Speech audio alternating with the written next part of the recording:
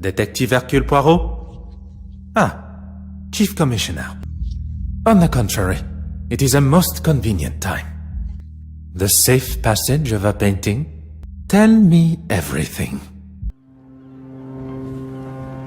If man was meant to travel the oceans in such conditions, he would surely have been given his own fins. A distraction is what one needs.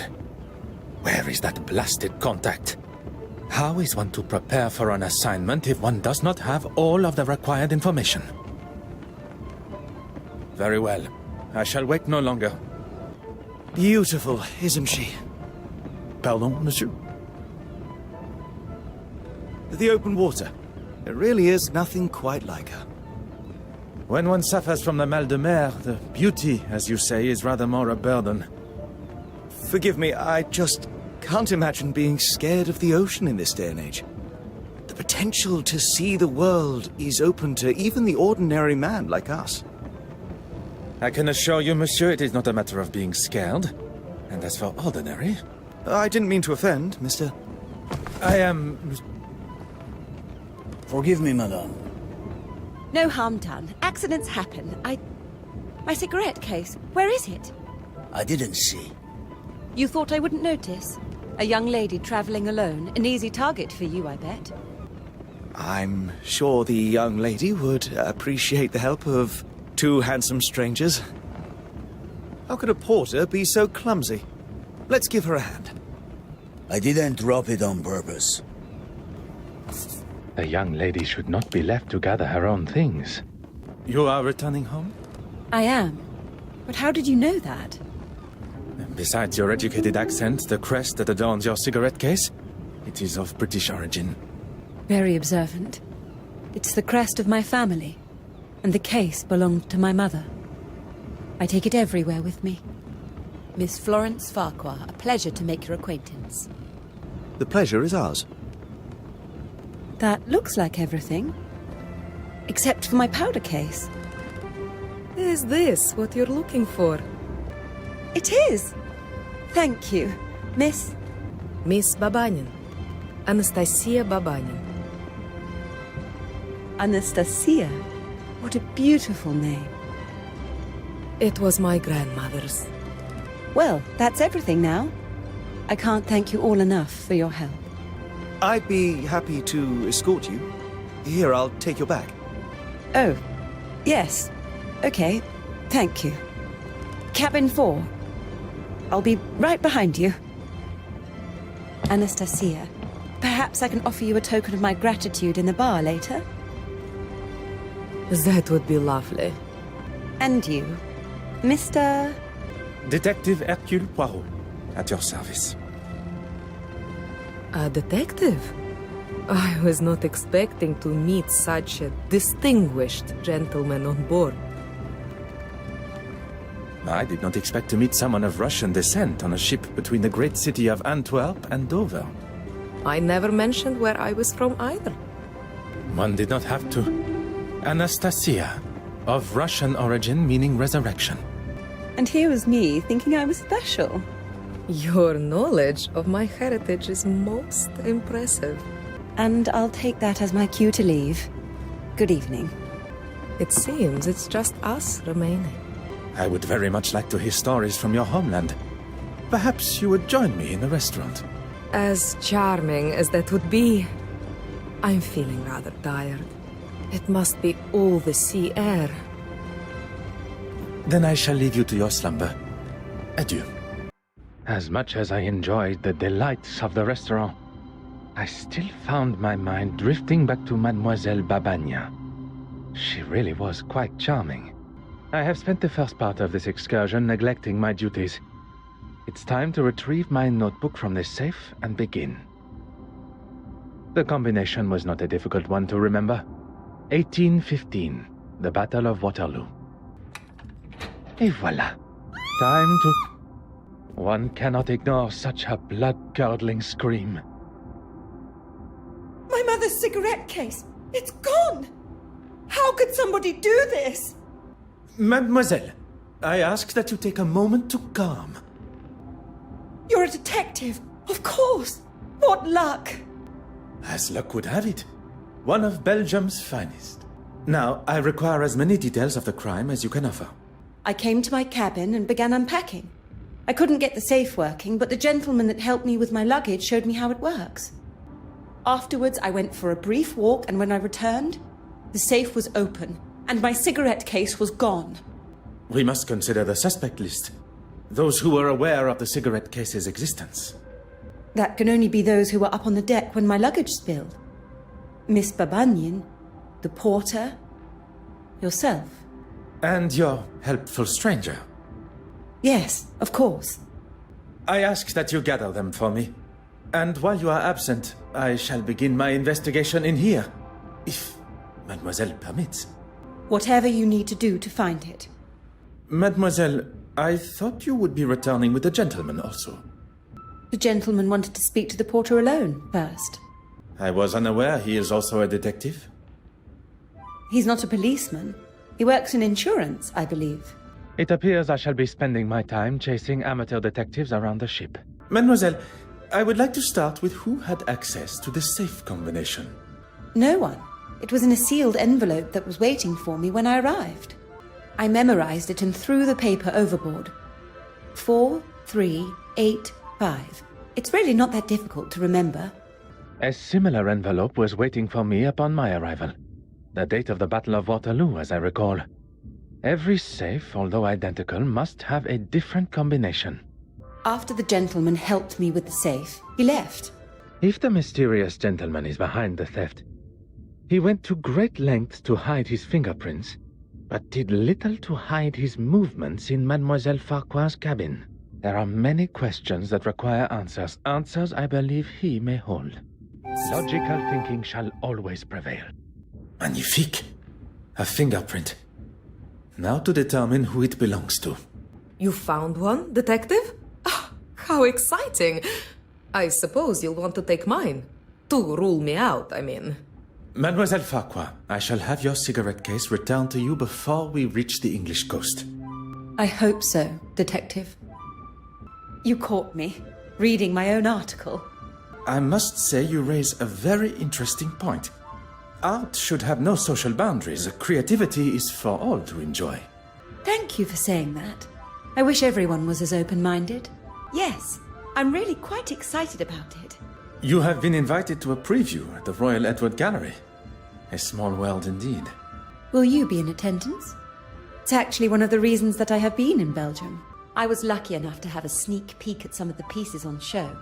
I'll also be writing a follow-up article on the success of it. Fingers crossed. Lucky indeed. I am sure it will be a great success. Mademoiselle Babagnan, I'm sorry we must continue our conversation under these circumstances. On the contrary, what fantastic luck that you are here. Now I get to see you at work. I'm afraid I've done very little, actually. After we parted ways, I went to my cabin. I had barely unpacked and I was fast asleep on the bed. Alone? That is a rather personal question, don't you think, detective? I'm sorry, I'm a little nervous. A poor attempt at a joke. Yes, I was alone. There is no need to be nervous. And then? And then I was woken up by Florence's scream. I have never heard something so terrifying. Am I to be used as your guinea pig? I would not dare compare you to a guinea pig. Would you be so kind? The answer is yes, of course. I have nothing to hide. Things are beginning to become clearer. I'm sorry, but it's just not acceptable, Mark. I've apologized to the lady. And that makes everything all right? It was an accident. An accident that could have been avoided if you hadn't spent your morning drinking. Gentlemen, you are behaving like two young boys in the schoolyard. It ends now. Is Mademoiselle Farquhar aware you are acting as her knight in shining armor? I wouldn't go as far as that. I think perhaps we have got off on the wrong foot. I'm Arthur Hastings. She requested you to follow her to her cabin, no? Oh, yes, she did, but I wanted to... Speak with the porter privately? This was part of your investigation? Well, I'm not a detective. I was just, Then perhaps you will answer some questions that are vital to my investigation as a detective. What can I do for you? It is. Is my employment relevant to Miss Farquhar's missing cigarette case? I hope you will entertain me for a moment. What would you say the chances of proving a theft in a case such as this one are? Well, a report from a detective like yourself will certainly help expedite her insurance claim. As I thought. It had perhaps not crossed her mind before, but being amongst an officer of the law and an insurance man, the idea of insurance fraud may have appeared appealing. When Florence, Miss Farquhar, told me that something had gone missing from her safe, I thought it must have been the porter. How so? I'd rather not say with him standing just there. It is not I that controls the volume of your voice. You must have noticed the smell of beer on his breath. I wouldn't put it past a man that drinks on the job to steal. That is quite the accusation. And if you were correct, you wish to settle the matter with him privately? I wanted to give him what for, but I suppose I lost my nerve. I'm what some would call a middleman. I oversee the handling of recently sold items and put the buyer in contact with an appropriate insurer. The mention of insurance initially sparked my attention, but the more he talks of his work, I believe he may be my mysterious contact from Lloyd's of London. It was your work that took you to Belgium? I can't go into too many details, but I'm actually delivering a rather special piece of art to London. I'm meant to be meeting an official of some sorts that's supposed to be helping me, but no sign of them yet. And it is confirmed. It concerns me that my supposed trusted colleague has found himself involved in the middle of my investigation. I will continue to withhold my true identity and see how Monsieur Hastings' involvement concludes. Merci, monsieur. This really is an exciting case. Anything I can do to help Miss Farquhar, please don't hesitate to ask. Your enthusiasm has been noted. Perhaps you and I can have a more civilized discussion. I'll tell you the same as I told your friend. I will not be bullied. Intimidation is not my forte. What is uncovering the identity of criminals and making sure they are punished to the fullest extent of the law. And that's me? That is what I am yet to conclude. Who said anything about drinking alcohol? It does not take a detective to identify the distinct odor on one's breath. Maybe one to calm my nerves. My sea legs aren't here yet, that's all. I was in the cargo hold, cutting something with my knife, and it slipped. No harm done. I am not quite sure you understand what that means. So now I am stupid and a drunk? Do you have the knife in question on your person now? I don't. He stole it and won't return it. Of course. Whatever you need. Insured? Oh no, why would I have it insured? Anything of substantial monetary value. I'll stop you there, Detective. The cigarette case itself is hardly worth 2 pennies, but to me, it's priceless. Not for a second. At least not with my permission. You probably think this silly, naive woman has left her valuables out, or I've just misplaced them. But I assure you, that is not me. It had not crossed my mind for even a moment. The answer was staring me in the face, hot on the culprit's heels. I must consider the suspects I have in front of me. Monsieur Hastings. He is keen to impress Mademoiselle Farquhar and claims that he was alone in his cabin working since. Mark Allard, the porter. Evidence suggests a rather amateur attempt to break into the safe, which in his intoxicated state would make sense. But it was just a ruse. The safe was opened quite masterfully, leaving only signs of a poorly attempted break-in. Mademoiselle Babagnan, a new friend to Mademoiselle Farquhar, who appeared at a most convenient time. I cannot see a motive besides the obvious value of the cigarette case, but Mademoiselle Farquhar has made it quite clear the value is of a sentimental nature. Perhaps the best thing for me would be to return to my cabin to think. I fear my legs and perhaps even my evening meal will not last much longer amidst these waves. Ah, detective. How goes the investigation? A good detective, better yet, a great detective, will find motive, means. She found it! Miss Babagnan found it! Oh, thank heavens! I was on my way to speak with the captain when I saw something shining underneath one of those pipes. Strange that it was not spotted earlier by any one of us while on the ship's deck. Maybe the thief was scared and dumped it for fear of being caught red-handed. Miss Babanyan, Anastasia, you've saved the day. I can't thank you enough. And you, of course, Detective. I find Mademoiselle Babanyan's explanation of finding the cigarette case rather coincidental. But without any definitive proof, I cannot suggest anything otherwise. The cigarette case has been returned and the coast is in sight, which is what is important. Although, there still remains a part of me that craves the truth. I suppose you can chalk that up as a victory. A victory for Mademoiselle Farquhar, but not in the eyes of the law. Well, if anyone asks, I'll confirm what a splendid job you did. Very kind, monsieur.